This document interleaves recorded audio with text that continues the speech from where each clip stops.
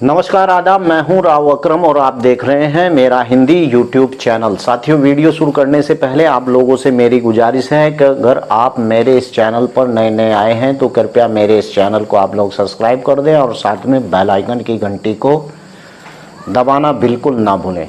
तो चलिए आज की वीडियो में हम जानकारी करते हैं कि राजस्व न्यायालय क्या है और राजस्व अधिकारी क्या है और राजस्व न्यायालय और राजस्व अधिकारी में क्या अंतर होता है, और साथ ही बात करेंगे कि कमिश्नर का क्या कार्य होता है, कमिश्नर किसे कहा जाता है, कितने उसके जिले उसके अधिकार में आते हैं, इस पर ही विस्तार से चर्चा करेंगे। क्योंकि राजस्व से संबंधित हर एक व्यक्ति को इस बाबत मालूम नहीं होता है कि राजस्व का न्यायालय किस प्रकार से चलता है। इसीलिए मैंने इस पर यह वीडियो बनाने की कोशिश की है और लगता है कि आप लोगों को अच्छा लगेगा। आप अगर इस वीडियो को पूरा देखेंगे तो आपकी बिल्कुल समझ में आ जाएगा कि राजस्व न्यायालय और राजस्व अधिकारी की क्या प्रक्रियाएं होती हैं। तो चलिए विस्तार से बिना वक्त गवाए वीडियो शुरू करते हैं। सबसे पहले बात करते हैं राजस्व न्यायालय यानी उत्तर प्रदेश भू राजस्व अधिनियम की धारा 4/8 यानी 4/8 के अनुसार राजस्व न्यायालय का तात्पर्य इस प्रकार से ऐसे निम्नलिखित है, ऐसे अधिकारियों से निम्नलिखित है, यानी कि मैं जो आपको बता रहा हूं। नंबर 1, राजस्व परिषद और उसके सब सदस्य और कमिश्नर, अतिरिक्त कमिश्नर, कलेक्टर और अतिरिक्त कलेक्टर, सहायक कलेक्टर और बंदोबस्त अधिकारी, सहायक बंदोबस्त अधिकारी, अभिलेख रिकॉर्ड अधिकारी। और नंबर 10 यानी कि सहायक अभिलेख अधिकारी और 11 तहसीलदार। यानी कि धारा 4/8 इस बात का व्याख्या करती है कि निर्मित राजस्व जो वर्णित किया हुआ राजस्व न्यायालय की परिभाषा का स्वतः पूर्ण है और इस धारा में वर्णित न्यायालयों के अतिरिक्त अन्य कोई भी न्यायालय राजस्व न्यायालय नहीं माने जाएंगे। जी हाँ, जिस प्रकार से मैंने 10 राजस्व न्यायालय के अधिकारियों के आपको नाम गिनाए हैं, इसे ही राजस्व न्यायालय कहते हैं। अब बात करते हैं कि राजस्व अधिकारी क्या होता है। यानी अगर बात करें कि उत्तर प्रदेश राजस्व अधिनियम की धारा 4/9 यानी इसके बारे में अगर बात करते हैं, यानी राजस्व अधिकारी को परिभाषित करती है यह धारा। कौन सी धारा? 4/9। यह धारा राजस्व अधिकारी को परिभाषित करती है। जी हाँ, और राजस्व अधिकारी से तात्पर्य ऐसे अधिकारी से है जिसमें अधिनियम के अंतर्गत यानी जो राजस्व अभिलेखों में रखरखाव और भू राजस्व के कार्यों का संपादन हेतु नियुक्त किया गया है।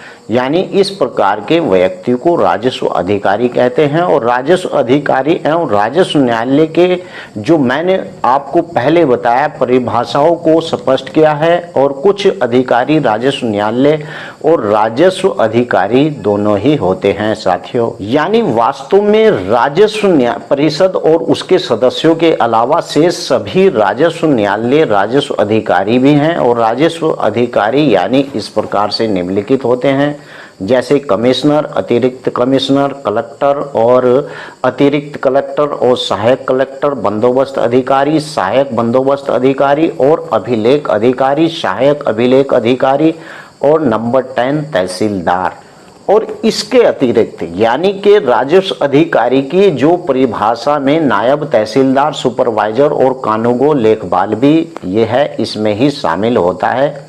इसी प्रकार से यह एक पूरा न्यायालय होता है और यही राजस्व के अधिकारी भी होते हैं। अब बात करते हैं कि राजस्व न्यायालय और राजस्व अधिकारी के बीच क्या अंतर होता है। यानी कि राजस्व न्यायालय और राजस्व अधिकारी इन दोनों के बीच में क्या अंतर होता है।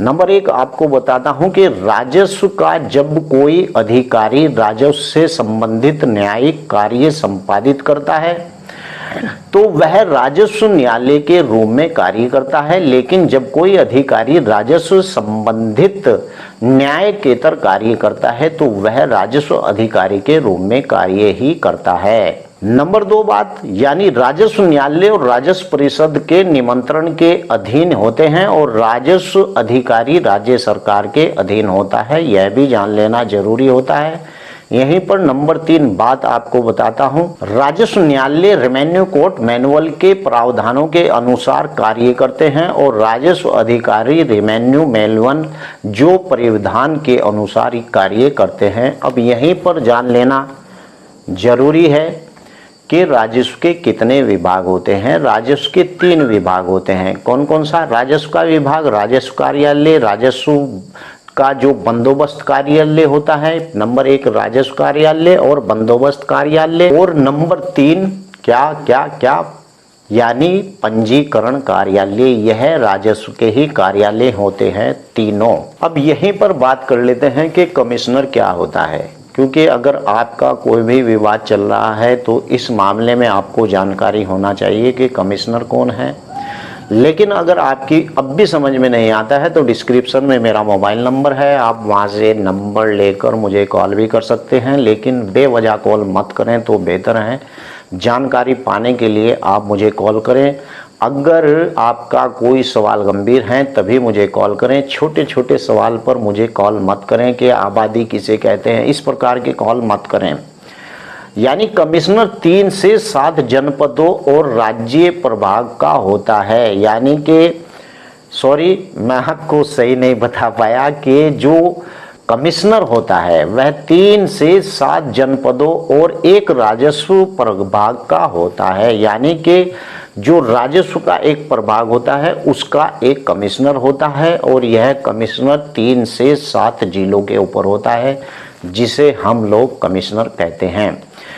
कमिश्नर का सबसे बड़ा अधिकारी कमिश्नरी यानी कि आयुक्त होता है और कमिश्नर के अधीन जिला कलेक्टर और एसडीएम, तहसीलदार, जनपद तथा कमिश्नरी के समस्त राजस्व के संबंधित अधिकारी होते हैं। कमिश्नर अपने अधीनस्थ यानी जो जनपद और कार्यालयों का निरीक्षण एवं उनके द्वारा किए गए निर्णयों की सुनवाई कानूनों के तौर पर अंतिम फैसला करने का अधिकारी होता है। एक प्रकार से अगर कह दिया जाए कि राजस्व न्यायालय का एक सुप्रीम पावर होता है कमिश्नर। अगर इसके यहाँ से कोई भी इसका ऐसा विवाद इसके यहाँ से सेटलमेंट हो जाता है तो कमिश्नर को चैलेंज करने के लिए आपको हाई कोर्ट की तैयारी करनी पड़ती है। साथ ही आपको बताता चलूं कि कलेक्टर क्या है। कलेक्टर का जो न्यायालय होता है वह जिले के ऊपर होता है। कलेक्टर जिले के जो राजस्व प्रशासन का सबसे बड़ा अधिकारी होता है और महत्वपूर्ण अधिकारी होता है,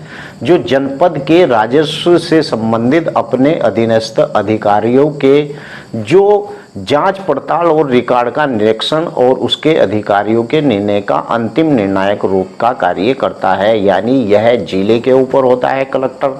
और तहसील अपर जिला कलेक्टर यानी राजस्व जो एसडीएम कहलाया जाता है। यानी एसडीएम से प्रक्रिया शुरू होती है, तहसीलदार के न्यायालय से सबसे छोटी प्रक्रिया शुरू होती है और वो प्रक्रिया एसडीएम से बाद सहायक कलेक्टर के, फिर कलेक्टर के, फिर उसके बाद जाती है कमिश्नर यानी आयुक्त के पास। और आयुक्त का जो निर्णय होता है उसके बाद उसे हाई कोर्ट से ही चैलेंज किया जा सकता है।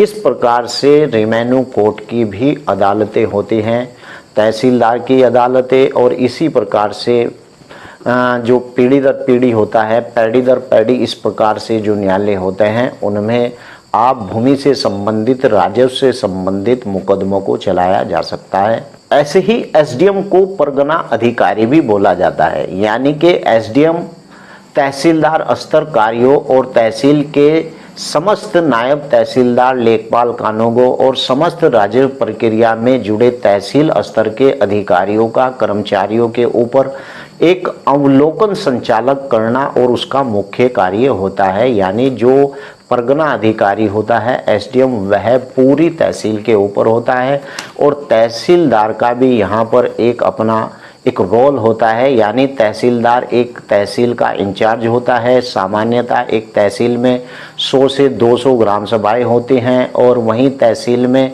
के अंतर्गत 2 से 6 तक अक्षेत्र विकासखंड, ब्लॉक और 2 से 4 तक परगना होता है। और तहसीलदार अपने अधीनस्थ कर्मचारियों के कार्यों का निरीक्षण भी करता है, भू दस्तावेजों की जांच पड़ताल करता है और रखरखाव करता है और विवादों की कानूनी कार्रवाई का संपादन भी करता है।